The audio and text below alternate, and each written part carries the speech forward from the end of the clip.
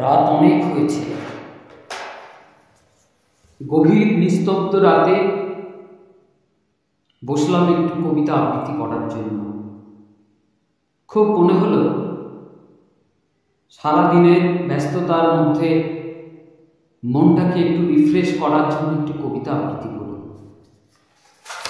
তাই গভীর রাত্রে নিস্তব্ধ পরিবেশে একটা খুব সুন্দর কবিতা উপস্থাপনা করছি। ভুল ত্রুটি একটু মার্জনা করবেন ক্ষমা সুন্দর দৃষ্টি দিয়ে। খুব বিখ্যাত একটি কবিতা। কবিতার নাম একদিন খুব ব্যস্ত হয়ে যাব আমি। কবি জয়দীপ চট্টোপাধ্যায়ের লেখা। একদিন খুব ব্যস্ত হয়ে যাব আমি, এত ব্যস্ত তোমাকে ভাববার সময় পাবো না। উদ্বেগে থাকলেও জানতে চাইব না কাশি একটু কমলো। হাওয়া অফিস বলেছে বৃষ্টি হবে, সঙ্গে ছাতা নিয়েছো তো? রবিবারে কিন্তু ভিটামিন ডিটা খেতে হবে। বলবো না অত দৌড়িও না, অনেক হয়েছে, এবার একটু শরীরের দিকে নজর দাও। রোগা হয়ে গেছো তুমি। একদিন খুব ব্যস্ত হয়ে যাব আমি। হোয়াটসঅ্যাপ, মেসেঞ্জার কিংবা টেলিগ্রামে খুঁজে দেখবো না তোমায়। বলবো না খুব দেখতে ইচ্ছে করছে, একটু সময় করে একবার এসো প্লিজ। অযোধ্যায় বৃষ্টি পড়লে ইচ্ছে করলেও ভিজব না আমি, জানলা বন্ধ করে দেব। দাঁড়াবো না বারান্দায়, ইচ্ছে ভর করলেও একটা ভিডিও কল করবো না তোমাকে। পুজোর সময় বলবো না শহর ছেড়ে কোথাও যেও না প্লিজ, বড় একা হয়ে যাব আমি। একদিন খুব ব্যস্ত হয়ে যাব আমি।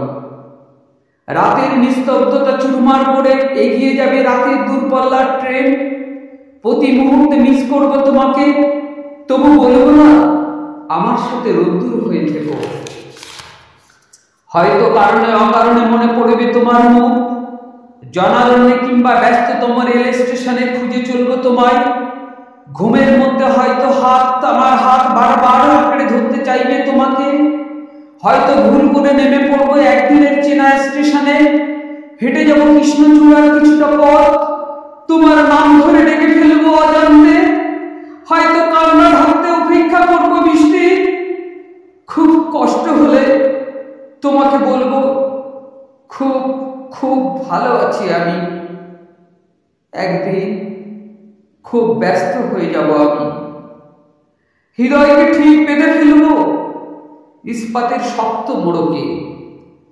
রাতের সব তারারা হয়তো চিৎকার করে প্রশ্ন করবে কেন কেন? আমি তাদের দিকে চেয়ে তাদের মতোই মিটিমিটি হাসব, দেব না কোনো উত্তর। একদিন খুব খুব ব্যস্ত হয়ে যাব আমি। ভুলতে চাইব যুগ যুগান্তের পথ চলা। আসলে সত্যি কি ভুলতে পারবো তোমাকে? ছেড়ে দিতে পারবো? মুছে ফেলতে পারবো আমাদের 25 বছরের ভালোবাসা, স্বপ্ন?